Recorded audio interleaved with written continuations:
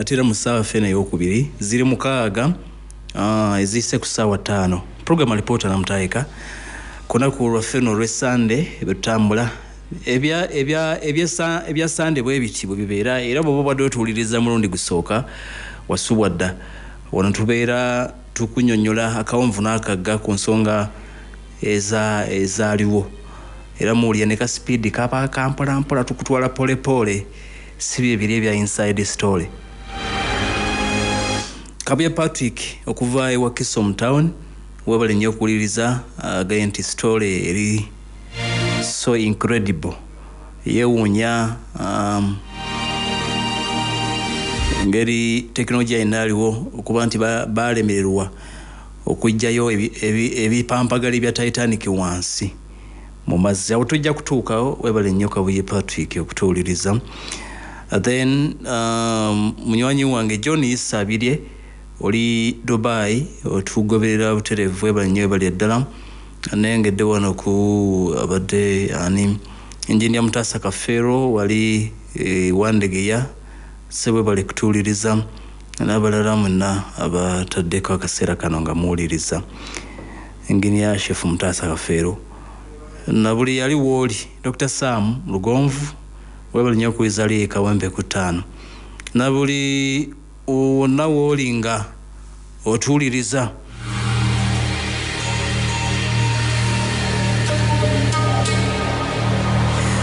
now kiriza tweyongereyo essaawa esoose nkubuulidde preparation zizonna era nkakasanga tewali kyetuleseeyo bagaga beewaddeyo bagenda abamu babyekubye abalala baguze tiketi ate tebagenze byaliwo mu lugendo olwa Titanic olwasooka era December government bagenda kusimbula okuva e Sutton oba e Southampton.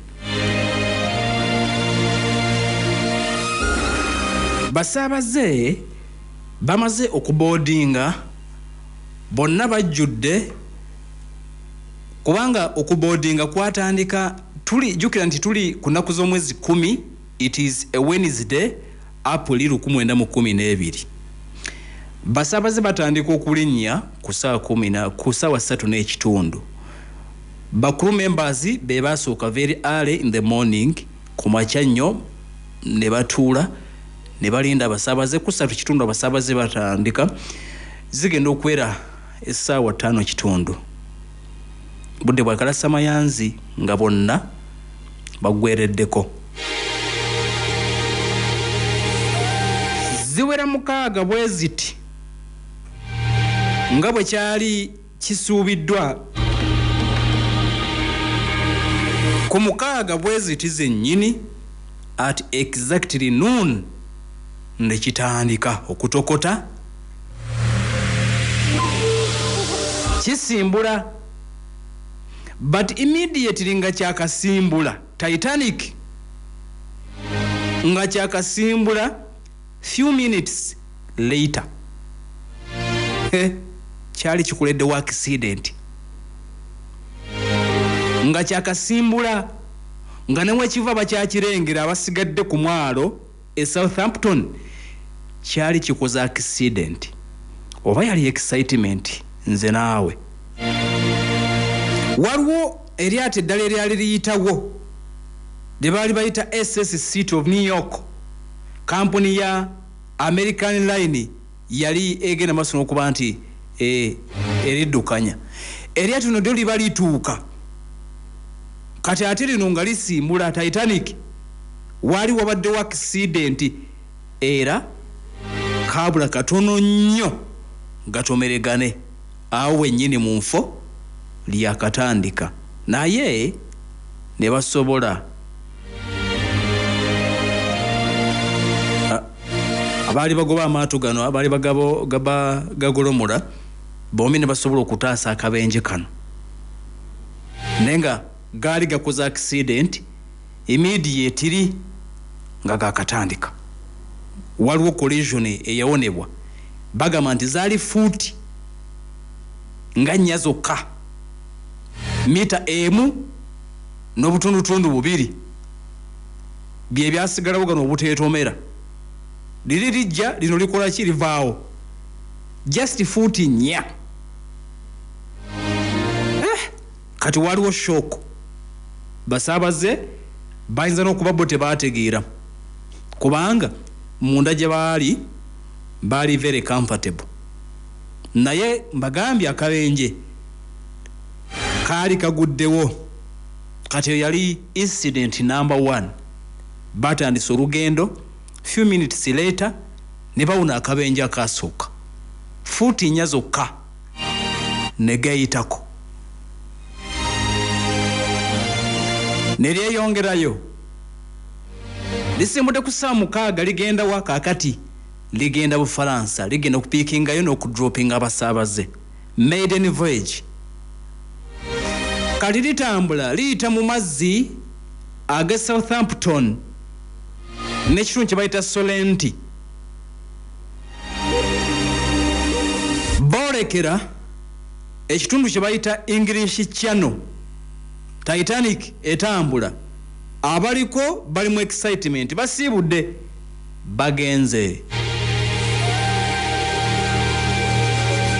bali ku lyato lino atuliriza omulundi ogusooka eryato lino liyitibwa Titanic lyolekedde liva mu English Channel lyolekera omwalo gwe bayita Cherbourg wano atuliriza okuva e Southampton ogenda Cherbourg mu ggwanga lya Bufalansa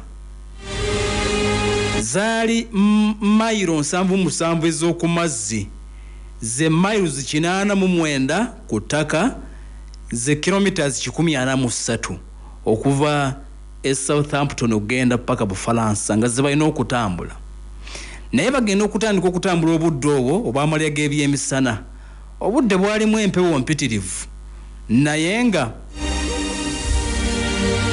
buli fine ng'empewo yeetokosa ate nga amazzi newankubadde bwali budde bwa misana amazzi gaali gannyogoga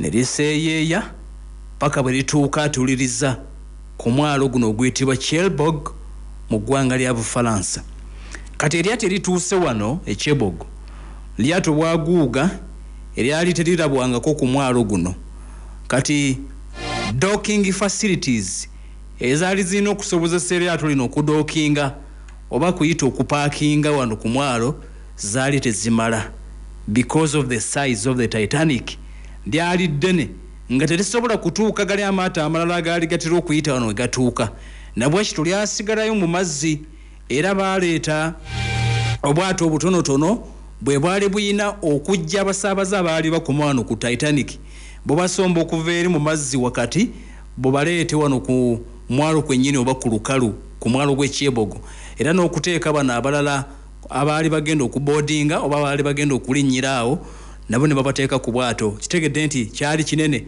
tekyatuukira ddala bulungi amaato amalala bwe gaali gadookinga kati atuwuliriza Titanic ono atuuse ku stage esooka newankubadde nga waliwo shock incident yasooka nga bagenda okutomera eryato eddala naye ate basobola bulungi okutuuka wano ku mwalo gw'Ekyebogo stage 1 ne ba offroadinga ne baloadinga abasaabaze ne bavaako ne bateekako abalala kati kampani eno ya White Star Line wano wennyini ku mwalo guno yayinawo amaato 2 amatonotono bagayita tenders zaali 2 okwali gye baali bayita SS Traffic n'endala gye baali bayita SS Nomadic ne SS Traffic gano ge gayambako okutikka abantu n'okubatikkula okuva ku lyato lye eddene eriyitibwa Titanic kati olugendo okuva e Bungereza okutuuka wano atuliriza okuva e Bungereza mu kitundu ekye Southampton ku mwalo we baasimbula okutuuka ku mwalo gw'Ekyebogo mu Bufalansa kyabatwalira essaawa zaali 4 kilometers 143 mayiro 77 ez'oku mazzi essaawa 4 okuva e Bungereza okutuuka wano e Bufalansa tebaasimbula ku 6 kitegeeza nti batuuka wano ku ssaawa 10 ez'olweggulo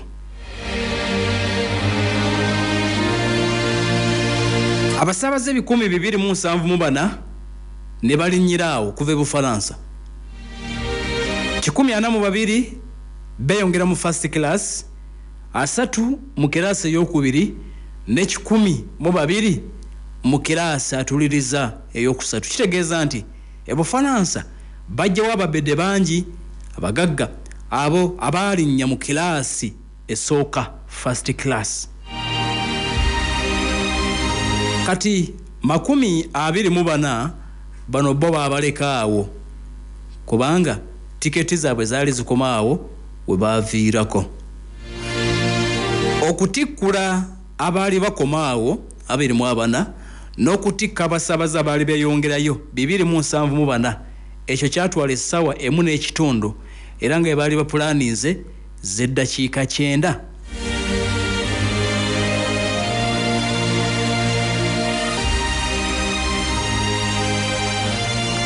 Kyatwala atuliriza eddakiika 9 neera waaliwo obudde obulala obwatwalibwa wakati mu kwetegekera olugendo lwali luddako. Baali mu lugendo ne wakati mu kusimbula ku stage eyo kubanga newankubadde baatuukawo ku ssaawa nga 10 nga zoolekera 11 naye baavaawo ku ssaawa 2 ez'ekiro.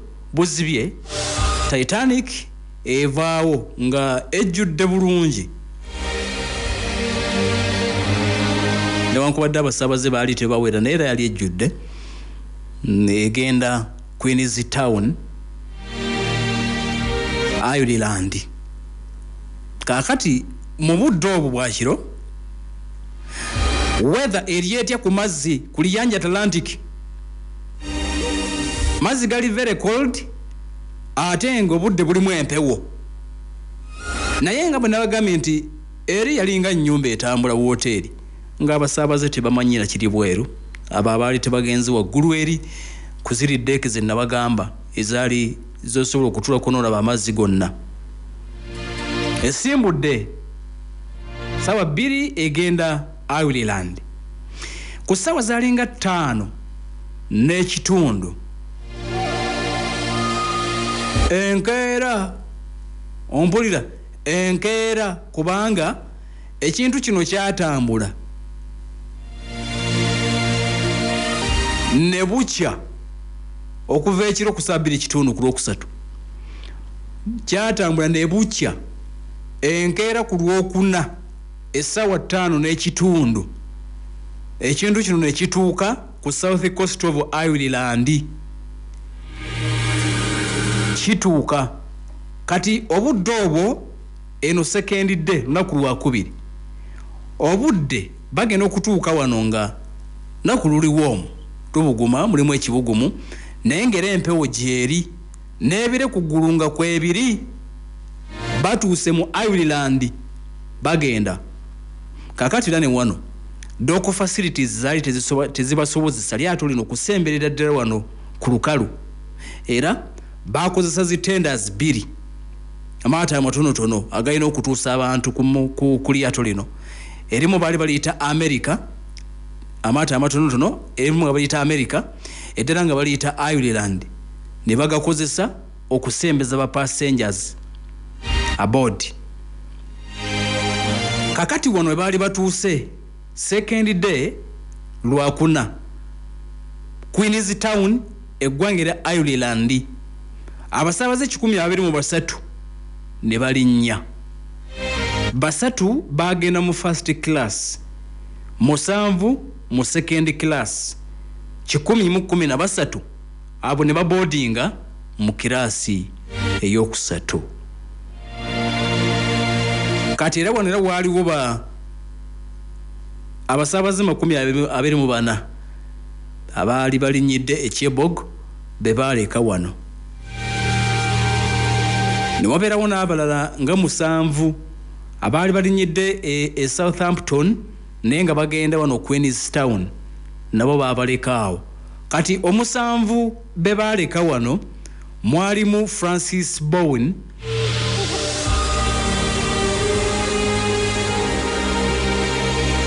eno y'omu ku baali bakuba ebifaananyi era bagamba nti ebimu ku bifaananyi ebyasembayo kubwa ono yagenda maaso n'okuba nti abikuba ebimu ku byasembayo kubanga wano we basimbula bolekere New York ne bafuna akabenje along the way. Kati ebimu ku bifaananyi bya Titanic ebyasembayo omusajja no Francis Brown ye yabikuba yalinyira Bungereza e Southampton n'aviiramu wano ku Queen's Town mu Ireland n'akomaawo nga bw'onaava ku lyato yafissaawo akadde eryato lye lyavuddeko n'alikuba ebifaananyi okubisigaza ng'ekijjukizo naye nga tamanyi nti ebiriyamba ku byafaayo era ebimu ku bifaananyi ebyasembayo kubwa bya mwami ono Francis Brown ababyeyambisa nnyo wakati nga akabenje kamaze okugwawo. Kakati waliwo no ne crew member eyasigala wano.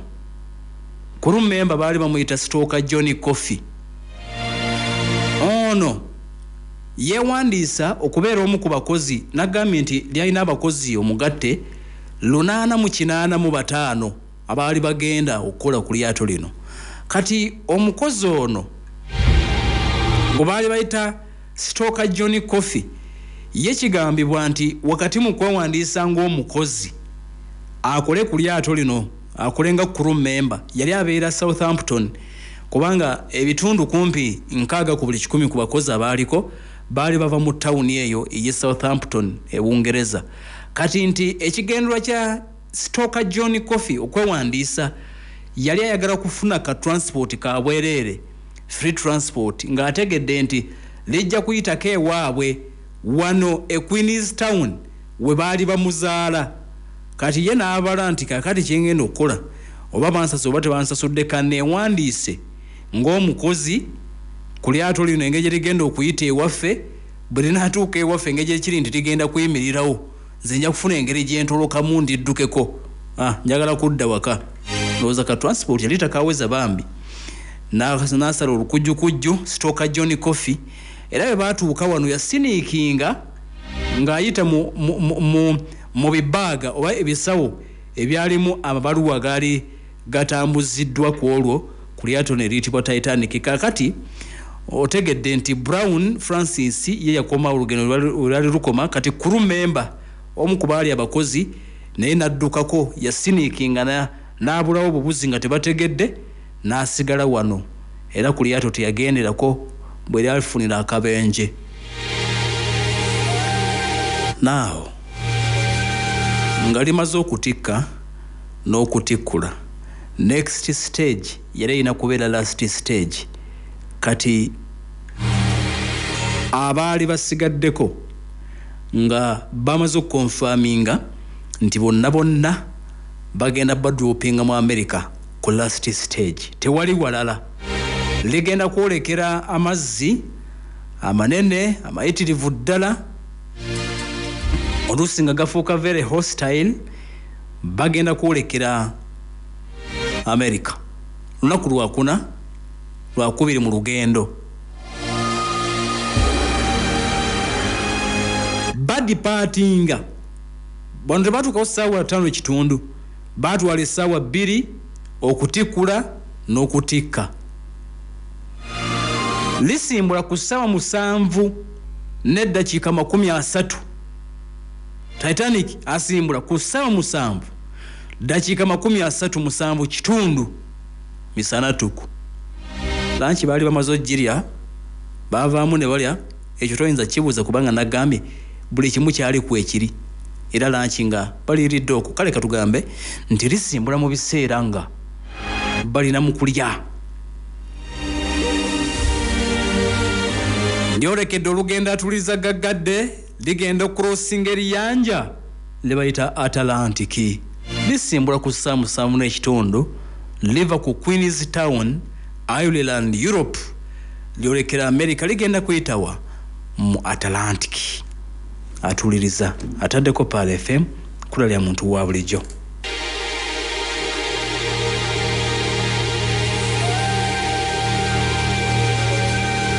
Kakati lyatandika okutambula nga 10 n'abagambye baali basuubidde olugendo okumala ennaku 7 kumpi wiiki ennamba.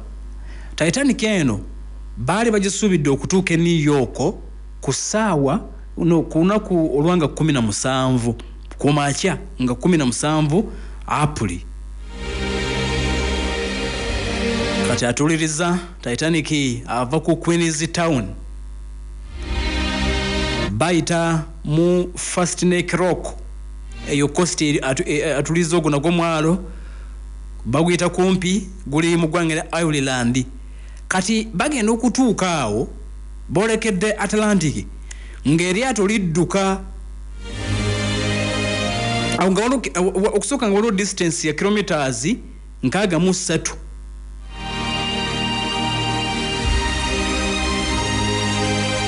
okuva we baali basimbudde mu bufunze nga balina okutambula mayiro 1,620 ze baabala mayiro 1,620 ze baali bagenda okuvuga okuva e Southampton okugenda mu America 1,620 nga ze kilometers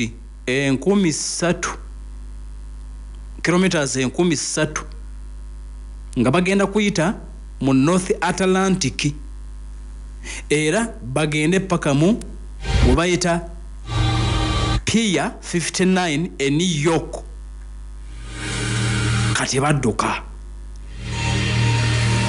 bolekerawa eggwanga eryitibwa erya America now bamaze okuyingira amazzi g'eriyanja pilot bategedde nti kaakati tekyali ku parkinga tekyali ku dockinga kudduka misinde paka America naku z'omwezi ziri 11 April basuubidde okutuuka nga 17 kaakati kumbe akabi kajja ngenda kubulira ebyaliwo immediately awo nga bakakola ki nga bakasimbula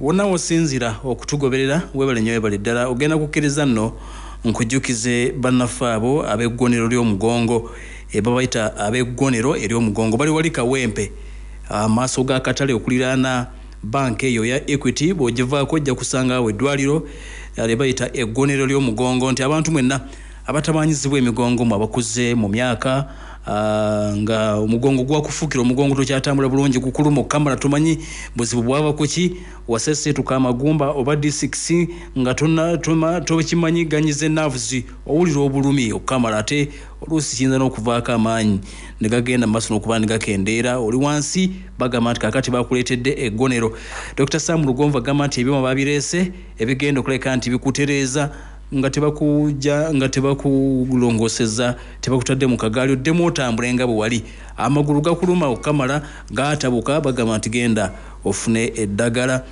bajja kuleka nti bakujanja boterere bagamba nti bakozesa enkola eyitibwa therapy treatment tukyali ku Pal FM ekula eri omuntu wa bulijjo akyatuliriza wonna wosinzira webale nnyo webalire ddala esigadde 24 okutuuka ku ssaawa 6 wenja okuba nti ate mbeerekereza tulabe ate enteekateeka ezinaddako abatuliza nga omusinziira mu butale abali mu katale ak'Ennakawa abali mu katale ak'Ebusega mu katale aka Ssaabasajja wali ekibuye bannaffe abali ebwayise Kawempe ku 5 nawo oli webale nnyo okutuwuliriza n'okutugoberera kati katweyongereyo Titanic ono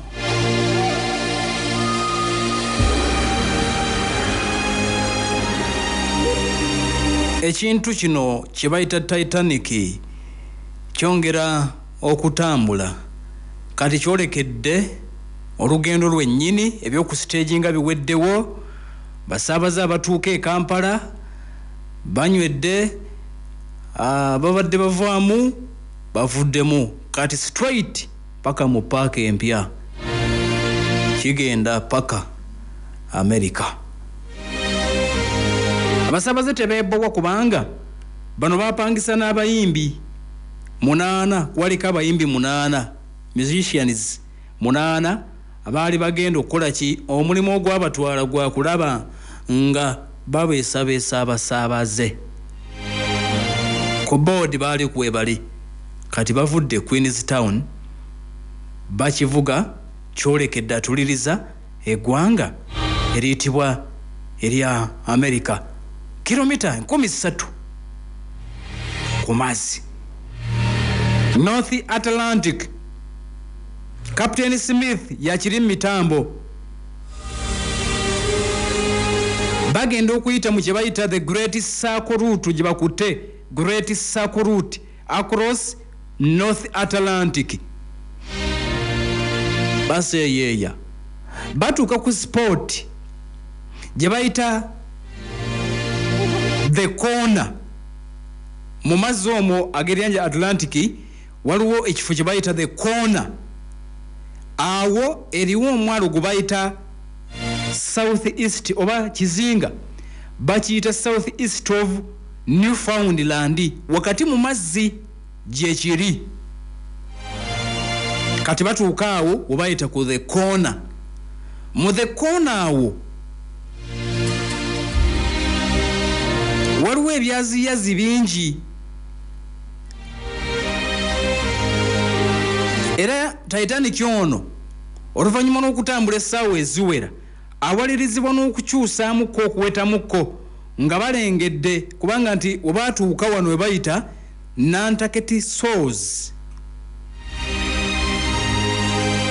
Nantucket Shoals balengera iceberg. Batandika okulaba bi iceberg. Iceberg bwe tukyogerako oyinza okiyita ekyazi mu mazzi oba kale osobola okukiyita ice yakwata naye nga kinene kigulumbadde kiri wakati mu mazzi era ate netandika okuwetaawetamu okwewala okufuna oba oli awo obuzibu. Kati okuva nga 11 ku Lwokuna olwenkutegeezezza okutuusa olunaku olwaddako that is Friday batandise nga 10, 11 Olwokuna ne ku 12 olunaku olwokubiri olwokutaano olunaku olwokusatu mu kutambula naye yali Friday.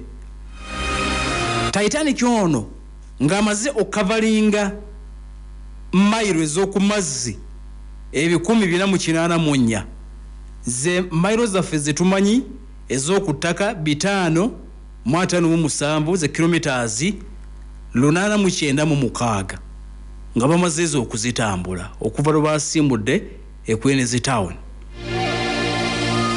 Kati olunaku olwaddako enkeera ku Lwomukaaga baali bamaze okukavalinga mayiro ez'oku mazzi 1519 then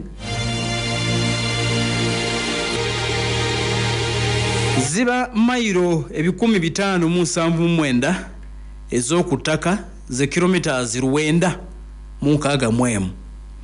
Kati by noon ku final day by noon the following day Sunday nga 13 ngubuulidde bali mu mayiro 1519 kakati the following day by noon ku Sunday which was the final day naku lwekyabira baali bakavalinze kilometers 1011.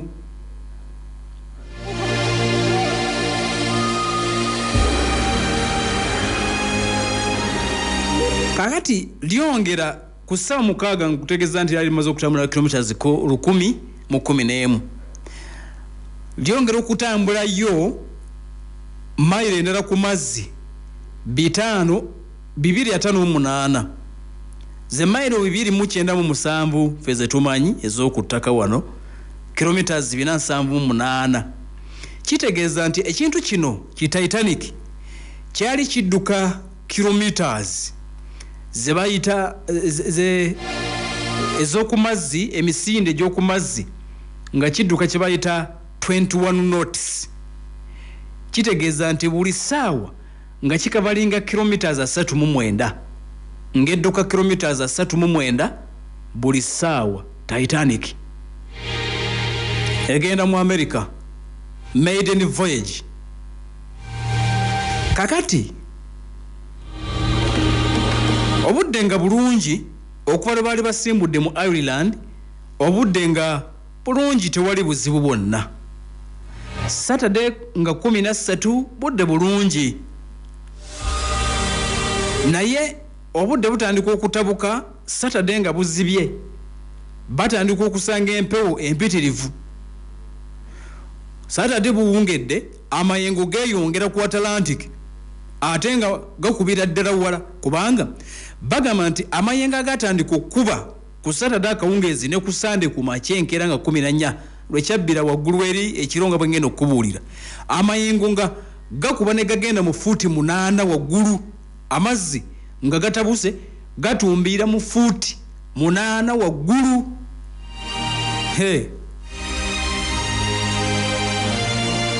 naye kalate ntibugenda okukya ku makya obudde buzzeemu buteredde bafuna obuzibu bw'amayengo agali hostile ku lunaku lwali lwa 6 bagambye nti nga gakuba mu fuuti 8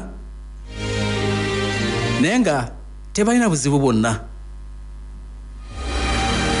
ennaku 3 ezasooka okuva mu Ireland Queenstown wali tewaliwo incident yonna nga tewali yadde ekibakanga nga buli kimu kitambula bulungi balabala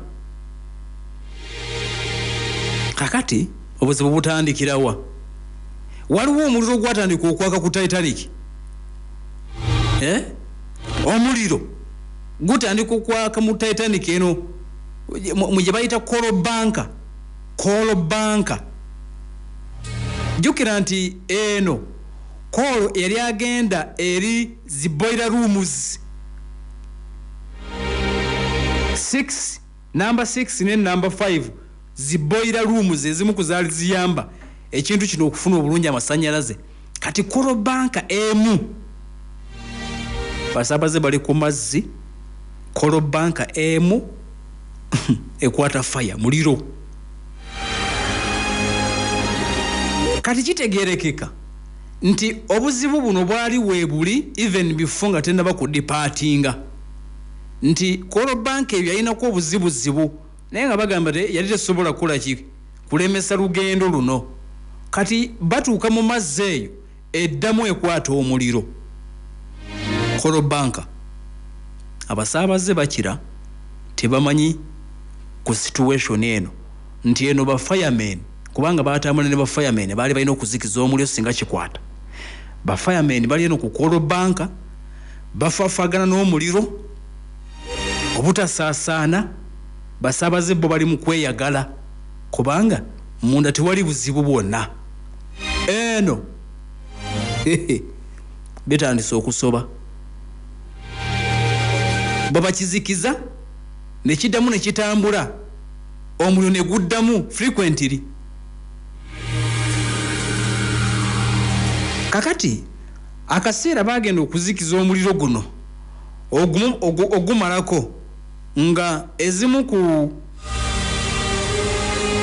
omuliro guno nga maze okuleka nti baguzikiza bagamba nti ekintu kino kyali kimaze okufuna obuzibu wansi eyo era ne bategeeza nti oba oli awo n'okukirira sinking kyava kukuba nti koloni yali yayaka omuliro nti yaleeta obuzibu wansi eyo ekintu kino okutuuka okubbira nti omuliro guyinza okuba gulina bye gwayonoona naye kale omuliro basobola okuguzikiza era n'ekikulu mu byonna nti abasaabaze tebaamanya era tewaliwo paniki yonna okujjako ba firemen abakitegeerako abafaafagana n'omuliro ogwo paka lwe baaguzikisa nekyeyongerayo nga bona abeera ku kuba okwo ng'otambula bw'oba wali otambuliddeko sewali atatambulangako ne bw'oba oli mu motokayo oba oli mu takisi motoka ey'olukale osobola okulaba nga bakuwa amataala bwe bati balina kye bakugamba either badereva ba takisi abo omanyi kukuba okwo abadereva aba takisi bamu kubasinga okumenya amateeka ku kkubo y'ensonga lwaki beetemyako nnyo ajja n'akuba mu munna amataala n'amugamba oba otisse kabindo obusajja bwe buli mu maaso awo ogenda okulaba nga basonga olugalo wansi ogenda okulaba nga beekolera sayinizi gwe z'otasobola kutegeera amanya nti obusajja bwe buli mu maaso abatakisi babikola beerawula beeyagala nnyo kukuba okwo nno beebeereramu kati beerawula nnyo ogenda okulaba wadde amataala manya asajja kati ne ku mazzi kuno era osuubira nti amaato gano gabeera gayisinganya kubanga bagambye nti no baali bagiyita Great Circle route mu baali bayitira yayitangamu nnyo amaato mangi gye bayita the Great Circle okuva e Bulaaya ogenda mu America. Kati kitegeeza nti lyali kkubo eriri famous nga likozesebwa amaato mangi. Nabwe kityo waliwo amaato agaali gatambula nga gayita ku Titanic nga bwagenda nago gatambula byago. Ono Titanic munene mupya abamuliko bali mu swaga bagagga beeyagala buli kimu kwekiri. Kati amaato amalala agaali gayita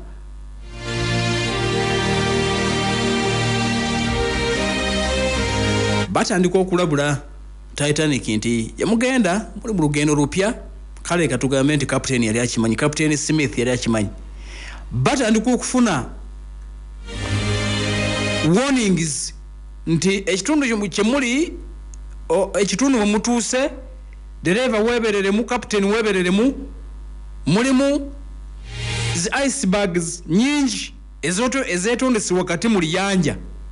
Bamulabula bamugamba nti zirimu ice webereremu. Nenti Captain Smith ono gwe baali bayita billionaires captain yali musajja we experience. Butwabadde tutandika nabagambe nti aba company bamulonda nga ye most senior. Abagagga nga bamwesiganga nti ono kaali kuwatamu tujja kutuuka mirembe nga senior.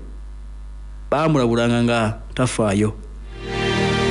Eryato erimu kugambulabula kwe kwalire baali bayita Mesaba. Bamuweereza signal nti ekitundu mwoli kirimu icebergs webereremu. Nga bala badduka nnyo bagenda okulaba nga speed nene kwaddukira eryato ate ng'ekitundu mwe bali nga kirimu zi icebergs ennene ezeetondese wakati mu liyanja. Ne batandika okumuweereza okulabula naye nga takendeeza speed. Captain Smith n'ayongera okusteaminga at a full speed. Kakati Titanic yono mu byonna abakulu bannyonnyola ne bagamba nti okumudduka speed kilometers 3.9 buli ssaawa yali speed nene ku mazzi.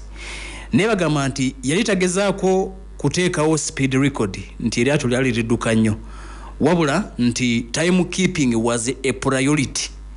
Nga bagezaako okulaba nga obudde bwe basuubizza abasaabaze baabwe bubeera obwo bwennyini. Kati kyovulaba yali alidduka nnyo ne bamuwoninga.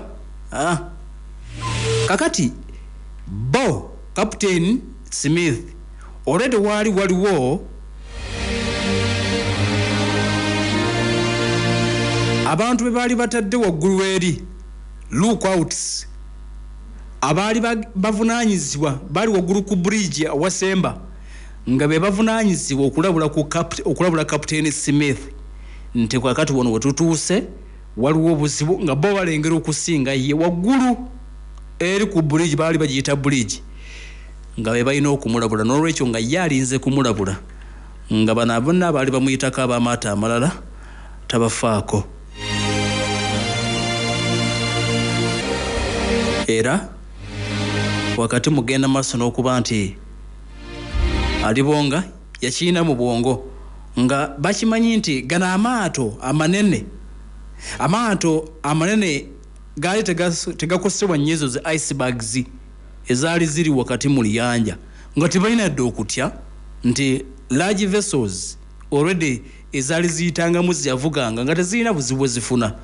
Kakati ate nga akimanyi nti eryato lyali mu ddene n'okusinga gali abalala. Yensonga lwaki nti teyafaayo nga banne bamulabula ng'alaba eryato lyalimu ddene ate pya ate baalikoze nesekola yenna buli baali maliddeko obwongo. Kubanga nti okuva omwaka ogwa 1907 waali tewaaliwo buzibu bwonna bwali butuuse okujjako eryato eryali ligudde eryali ly'Abagerman lye baali bayita SS Kruppeniz Wilhelm lye lyafuna obuzibu nga litomedde iceberg zinaateera yadde lyatomero ice mu 1907 naye teryafuna buzibu lyasigala litambula ne lyeyongerayo era ne lituuka. Kale no Captain Smith yali akimanyi bulungi nti eryato lyali agolomola lyali lya mulembe nga ne baliba bya ice siddiiru nga lisobola okweyongerayo. Yasigala alivuga ku speed ya kika kya waggulu. Amulabudde nti kitundu mwotuuse mulimu zi icebergs nene nzibu wandibadde weebeereramu. Asigala avuga speed era ng'alindiridde bali banne abali eri waggulu ku bridge okumulabula. Naye kunaku olwa Sande ku ssaawa zaali 5:40 ku Sande abali ku lookout oba ne bali bayita ba lookout abali eri waggulu ku bridge ono bali bamuyita Frederick Fleet alengera ki iceberg ekinene Titanic ekyolekedde saawa 5 kubanga ono bamulabudde tafaayo kati munne lookout gubali bayita Frederick Fleet alengera ki iceberg ekinene lulinga lusozi lwetondese wakati mu mazzi kyokka nga Titanic wennyini weeteebedde. Aweereza message nti bannange Captain twolekedde iceberg ennene.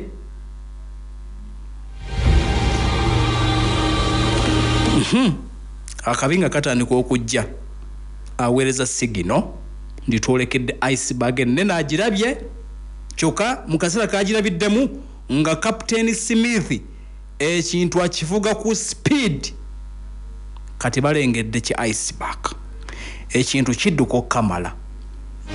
Kabenje katandikiraawo era nsaba okkirize tugenda kutandikirawo mulundi omulala insha Allah ku Sande Katonda tuwobulamu tujja kujja n'ekitundu ekiddako. Osimbye wakati wetukomye bamulabudde nti owaaye maaso okudduka ne wulu kye tulengera mu maaso obuzibu bujja awo tutandikira insha Allah. Webale okuwuliriza notugoberera ngenda kulekera programu ya Quran ne Science ene Pale FM ekkulera omuntu wa bulijjo enso omukuguluko ngono Titanic ekyagenda maaso magambye insha Allah ku Sande ddako tujja kutandikirawo. Mubadde bawuliriza balungi okuva eri gye twatandikidde ate paka akadde kano mwebale kugoberera katusinkane ku Sande ejja mu programu eno Inside Story yonja kuba olunaku olw'enkya. Nkwagaliza akaseera akalungi. Assalamu alaikum warahmatullahi wabarakatuh.